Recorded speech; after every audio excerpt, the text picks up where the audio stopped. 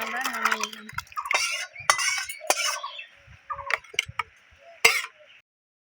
নমস্কার বন্ধুরা, লাভলির পাকশালায় আপনাদের সকলকে স্বাগত। আশা করি আপনারা ভালো আছেন। তো আজকে আমরা কচু শাকের একটা রেসিপি করব, তার জন্য কচু শাক তুলে নিয়ে চলুন।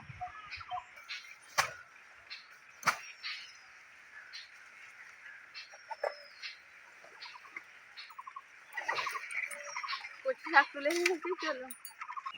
কচু শাক আমরা তুলে নিয়েছি, চলুন রান্না করে। কচু শাক আমরা রান্না করব, তার জন্য কেটে নেবো। আর এটা আমি রান্না করব মুসুর ডাল দিয়ে, তার জন্য মুসুর ডালটা একটু ভিজিয়ে দেবো।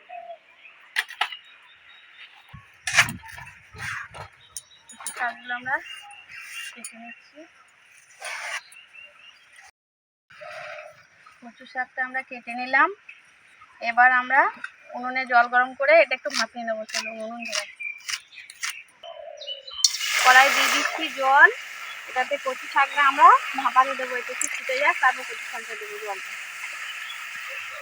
জল গরম হয়ে গেছে, এতে আমরা দিয়ে দিচ্ছি সামান্য পরিমাণ লবণ আর একটু হলুদ।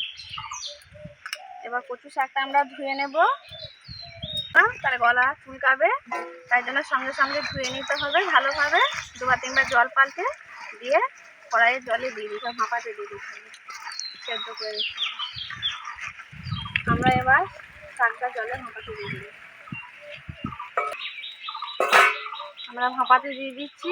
মনে হচ্ছে যেন কড়াইটা ভর্তি হয়ে গেছে, কিন্তু একটু পরই কমে যাবে। এটা পেঁয়াজ, রসুন এবং কাঁচা লঙ্কা কুচি করে কেটে নিলাম কচু শাকটা রান্নার জন্য। আর এখানে আদা আর জিরে বেটে নিয়েছি। আর মুসুর ডালটা ধুয়ে নিয়ে জল ঝরিয়ে নিলাম। কচু শাকটাও দেখুন আমাদের এদিকে সেদ্ধ হয়ে গেছে।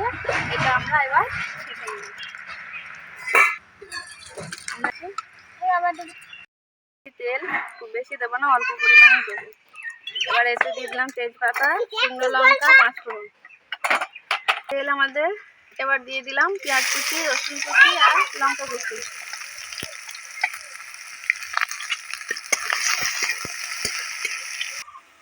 এবার এতে দিয়ে দিলাম আমরা আদা জিরে বাটা, হলুদ, কাশ্মীরি লঙ্কাগুলো, সামান্য পরিমাণ লবণ।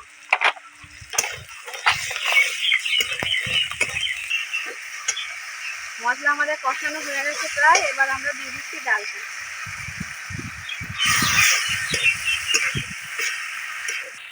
এবার আমরা সেদ্ধ করে রাখি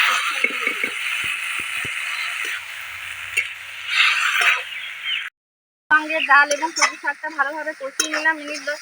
এবার আমরা পরিমাণ মতো জল দেবো ডালটা সেদ্ধ করার জন্য। আমাদের ডালও সেদ্ধ হয়ে এসছে শাকটার সঙ্গে। এবার এটা আমরা অল্প পরিমাণ মিষ্টি দিলাম, চিনি, ওপর থেকে ঘি ছড়িয়ে দেবো, নেড়ে নিয়ে নামিয়ে নিলাম। শাকটা আমরা নামিয়ে নিলাম।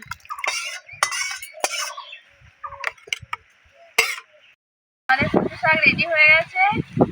আমরা খেতেও বসে গেছি, বাবু এসে গেছে, আমি এসে গেছি, খাবো।